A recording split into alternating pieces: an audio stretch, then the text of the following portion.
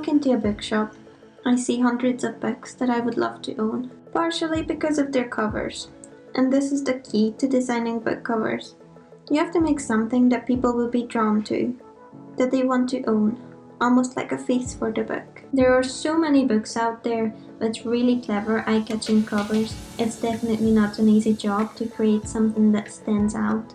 But this is like a challenge every time, to visualize a complex story in one image. As Soba said, design is thinking made visual. I got to design the Notes and Crosses covers after entering the Student Design Award in 2018. This was a project I worked on in my first year of university studying graphic design and illustration. I won the first prize for my category, which was a month's work placement at Penguin Random House. I really enjoyed spending a month working here. The children's cover department has an incredibly friendly team, and this job is quite the dream as well. After my placement, I was asked to illustrate the covers for the whole series of Notes and Crosses, based on the concept I came up with for the first book for the Student Design Award. When I entered in 2018, actually I had no idea what I was doing. I tried to create a book cover that appeals to me, that I would pick up in a bookshop, that I would want to buy and put it on my shelf. And I just really enjoyed making it. I really enjoyed the process. I really enjoyed reading the book, doing some research on it, and then the actual process of developing the characters, how I imagined them, and trying to make the cover sophisticated, but also a little sassy. When I work on any project, I start in sketchbooks, but most of the work I would do on my iPad. My favorite apps to use are Procreate and Adobe Illustrator Draw. I always work on many layers, starting with sketch layers, which then I clean up and add line work and color to. When the illustration is in its final stage, I like to play with the concept a little, bring in all the elements into InDesign and finalize layouts, or go back and amend the illustrations if needed. I do mainly finish my work digitally, but using traditional tools always inspire my way of working. For the Notes and Crosses covers, I was experimenting with a look that could be similar to a stamp or lino print, with using detailed lines and negative space. When starting a new project, I would always do some research, read the book, look at previous covers, and create mood boards.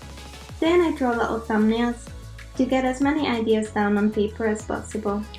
For this project, I had about 17 different ideas, but considering the genre, the story, and the individual style of this book, I narrowed it down to 2 concepts that could have both been successful.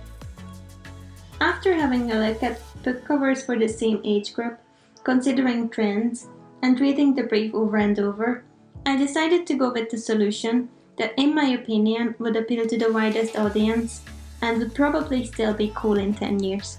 When I first read Notes and Crosses, I knew I wanted to create a cover that was simple and detailed at the same time. I had many different ideas, but naturally, I mainly gravitate towards drawing characters. I always really liked illustrated book covers. I think books are precious, and if the covers are designed appropriately, it can add some extra magic to the reader's experience. When I was working on the first cover for the Student Design Award, I wasn't really sure about the color. I just had sketches of the 2 main characters, but not yet a real concept. I was sitting in the library, and as I looked up, I seen the February issue of the Varoom magazine. Black and white split in the middle with 2 figures, and it just clicked. As you see, inspiration comes from everywhere. I received notes and descriptions of how the art directors would like me to illustrate the chosen characters. It took a few months, weekly check-ins, and many emails, sketches, and iterations to come up with the right look, position, and expression of the characters everyone was happy with. If I was to give advice to anyone interested in book cover design, I would probably say the most important thing is to be passionate about your work. If you build on your strength and do what you enjoy, you will succeed. What I would suggest for self-development is to keep learning and keep playing and changing your way of working. Don't worry about the tools, just enjoy the process.